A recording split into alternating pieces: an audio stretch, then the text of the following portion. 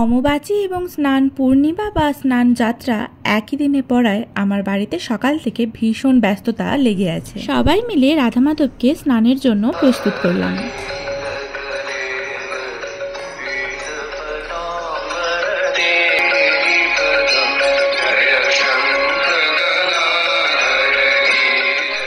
একে একে আমরা বাড়ির সবাই মিলে রাধা মাধবকে বিভিন্ন দ্রব্য দিয়ে স্নান করালাম।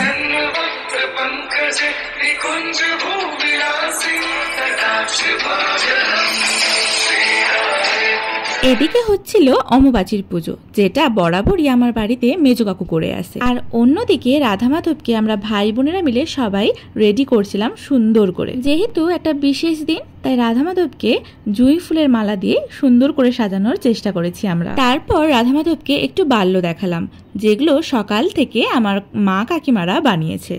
সবকিছু গুছিয়ে পরিবেশন যাতে করা যায়, তার জন্য দিদিকে আমরা সবাই মিলে একটু হেল্প করে দিয়েছিলাম। বাল্য দেখানোর কিছুক্ষণ পরেই আমরা দেখিয়েছিলাম দুপুরের ভোগ, আর এই দুপুরের ভোগটা পুরোটাই রান্না করেছিল আমার ছোট কাকিমা। যেহেতু স্নান পূর্ণিমা, তাই বিকেলে আমাদের হরি মন্দিরে আবার পূর্ণিমা পুজো হয়েছিল।